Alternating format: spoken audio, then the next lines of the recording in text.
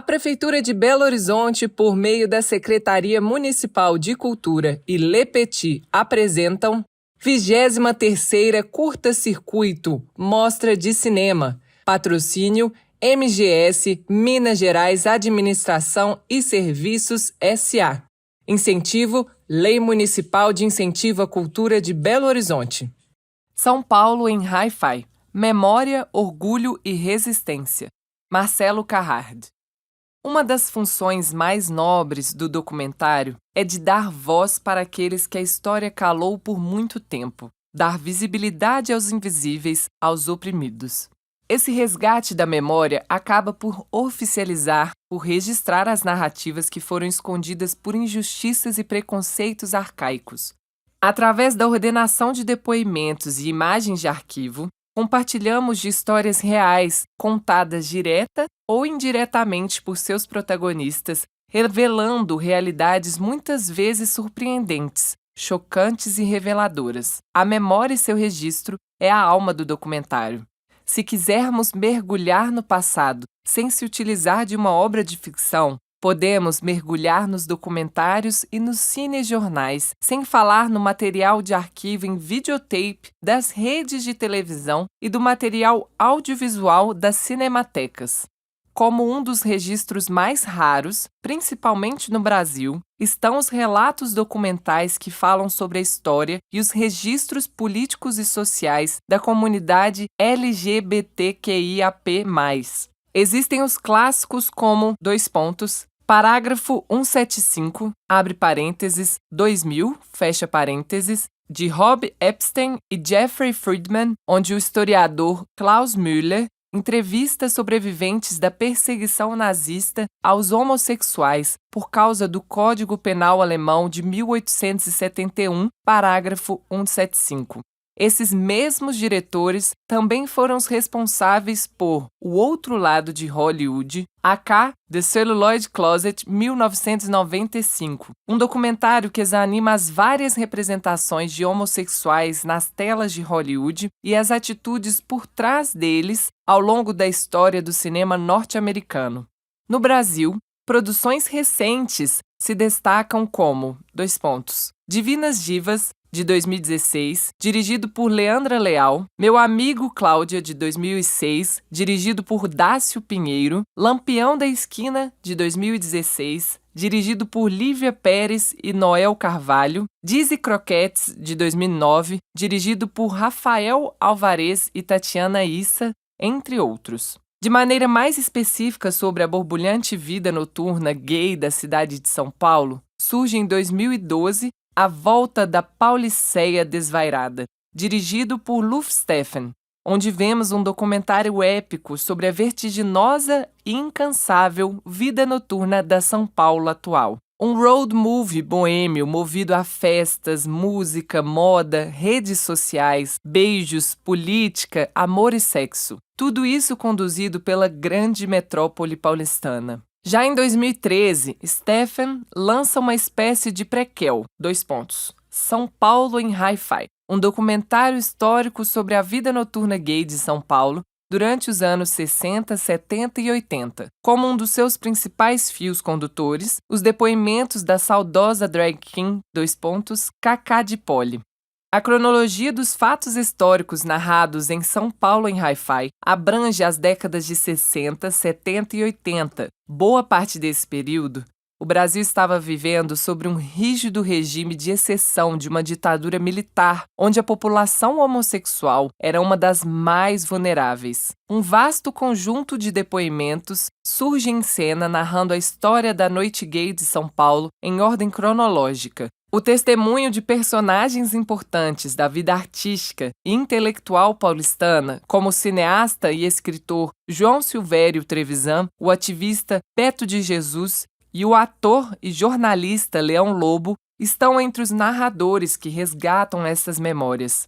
A costura desses depoimentos com as imagens de arquivo criam uma narrativa de grande força diegética, em um relato afetivo, com fundo agridoce de melancolia que encanta o espectador de maneira profunda.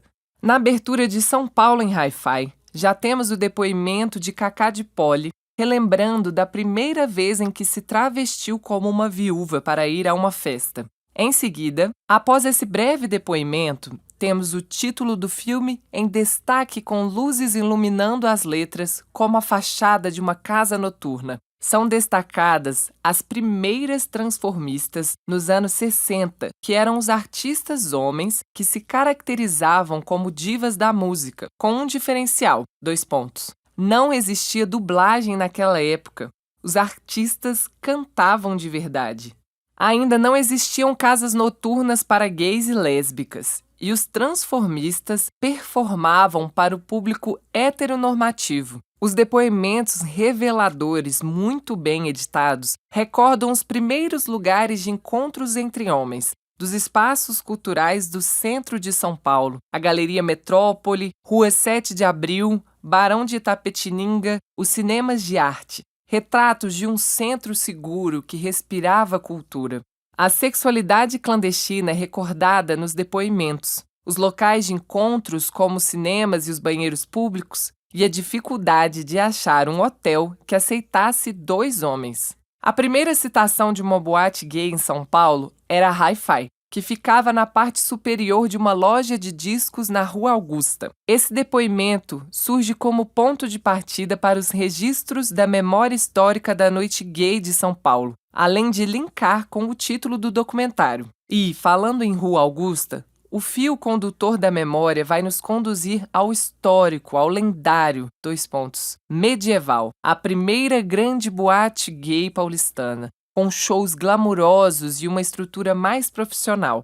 A figura de Elisa Mascaro, dona da Medieval, é lembrada com carinho, como uma mãezona gay-friendly muito importante que aparece várias vezes durante o documentário. As performances felinianas que aconteciam na Medieval são recordadas em depoimentos detalhados, como a noite em que a atriz Wilza Carla desce a Rua Augusta montada em um elefante em meio ao delírio da horda de curiosos que se aglomeravam diante da Medieval. Outra boate desse mesmo período foi a Nostromundo, na região da Avenida Paulista, comandada pela Condessa, uma figura reverenciada em muitos depoimentos do documentário. A Nostromundo aparece no segundo segmento do longa, : A Noite das Taras, de 1980, intitulado : Peixe Fora d'Água. A cultura pop dos anos 70 é reverenciada nos depoimentos : David Bowie, As Frenéticas, a novela Dancing Days, o filme Os Embalos de Sábado à Noite, entre outras referências relevantes para se compreender o comportamento, a ética e a estética daquelas pessoas naquela São Paulo. Outro importante resgate histórico presente no documentário é o surgimento da boate Homo Sapiens, o popular HS. Relevantes depoimentos e material de arquivo recordam esse importante local e seu entorno de livre expressão homoafetiva. Astros da música, como Freddie Mercury, deram sua pinta básica no HS.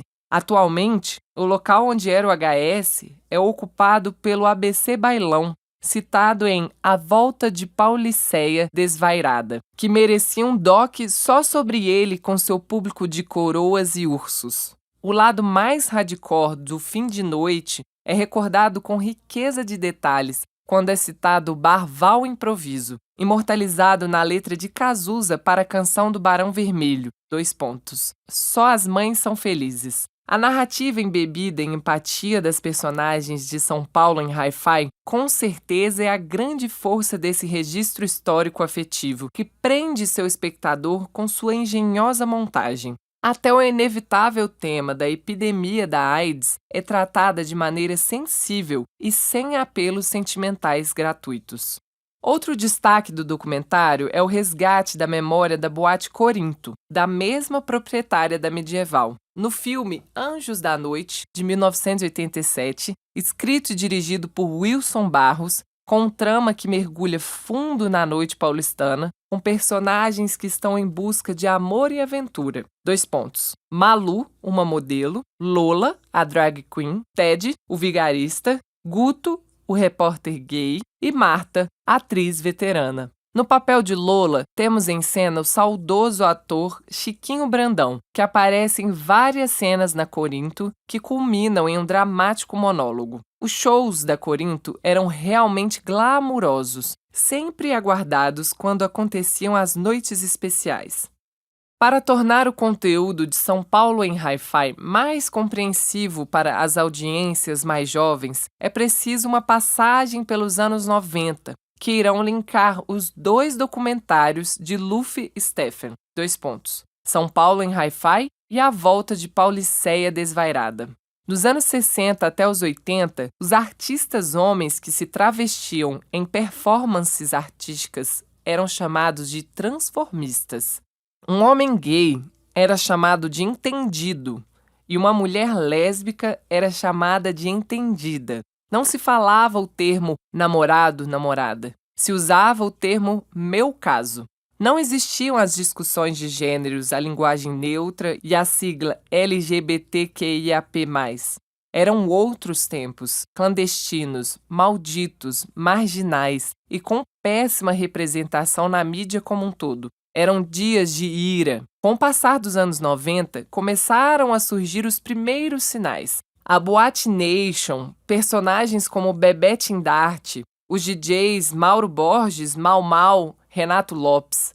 Começava a nascer em São Paulo e depois no Brasil a cultura club. As boates passaram a se chamar clubs e seus frequentadores eram os clubbers. O DJ passava a ser o astro do clube que imprimia a atmosfera e a identidade do clube. Tornaram-se popstars com o passar do tempo. Uma herança de clubes como a Hacienda em Manchester, como é mostrado no filme 24 Hours Party People, AK, A Festa Nunca Termina, de 2002, de Michael Winterbottom. No lendário Clube Massivo, na Alameda Itu, nos Jardins, começava a fervilhar um novo fenômeno cultural, onde as transformistas agora eram chamadas de drag queens, e figuras como Márcia Pantera, Léa Bastos, Alma Smith, Paulette Pink, entre outras, se tornaram as rainhas da noite gay de Sampa. Sim, o adjetivo gay agora havia substituído o arcaico adjetivo entendido-entendida. Havia o Clube Underground Senhora Kratzwitz, um clássico que acabou gerando 2 filhotes. Os clubes Samantha Santa e A Louca, na rua Frei Caneca, que até hoje tem fama de ser uma rua gay. No jornal Folha de São Paulo, a jornalista Érica Palomino iniciou uma coluna semanal intitulada Noite Ilustrada, onde fazia matérias sobre essa nova cultura dos clubes que surgia em São Paulo, destacando as festas, personagens e bastidores dos clubes, como a figura dos hosts, que destacou figuras como Johnny Luxo, e as festas como After Hours Hell's Club. Foram nos anos 90, mais precisamente em 96, no Clube Blue Space, que teve a primeira festa de ursos em São Paulo, um grupo da comunidade LGBTQIAP+, que iria crescer muito a partir desse momento. Começava a se construir o terreno para a realização das paradas do orgulho gay na Avenida Paulista, que a cada ano crescem mais e mais. Com a consolidação desse cenário e algumas conquistas e maior visibilidade e representação da diversidade da comunidade LGBTQIAP+, surge o cenário borbulhante do documentário A Volta da Pauliceia Desvairada. Dos anos 60 até aqui, São Paulo mostrou resistência, retirou o manto pesado da invisibilidade, assumiu seu amor e seu tesão por seus iguais. Mesmo que para isso muitos tombassem pelo caminho. Heróis anônimos de uma luta muitas vezes desigual. Bem no início das paradas na Paulista, Cacá de Poli se deitou em protesto no asfalto, pois não queriam permitir nossa marcha. O ativista Beto Jesus fez uma vaquinha para conseguir dinheiro para a primeira grande bandeira do arco-íris de uma parada gay na Avenida Paulista. Foram os pioneiros, a linha de frente, os que dançaram a primeira música, os que se emocionaram com o show de brilhos e plumas no medieval, os que se apaixonaram no Largo do Arouche, os que levaram um susto saindo do val improviso e se encantaram por aquele rapaz tímido que tomava um café na Galeria Metrópole, antes de ir ao Festival de Cinema Francês. Os primeiros soldados são eles que são a alma e o coração de São Paulo em Hi-Fi. O Brasil se acostumou a ter pequenos levantes de Stonewall aqui e ali, mas ainda falta a revolução tão sonhada, aquele pé na porta exigindo um basta.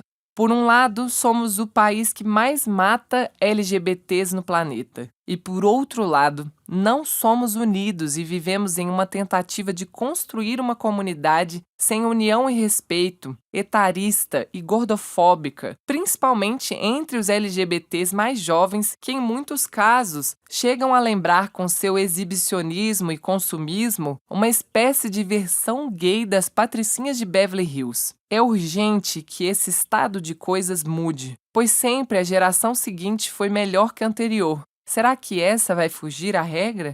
Muito além do resgate da memória proposto em São Paulo em Hi-Fi, temos uma reflexão sobre dois mundos diferentes, duas visões dos sonhos e anseios de duas gerações distintas. Uma com o sonho utópico da revolução em mente, e outra mergulhada em um mundo que já os colocou em uma vida estruturada virtualmente.